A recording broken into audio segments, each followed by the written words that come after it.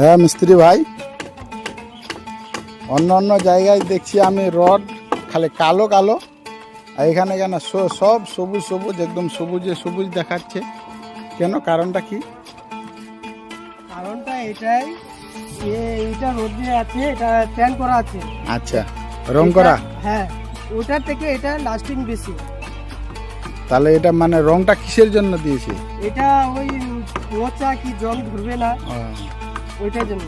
তাহলে লাস্টিং বেশি করবে এটা ওটা হ্যাঁ, থেকে? ওটা থেকে 30 বছর বেশি।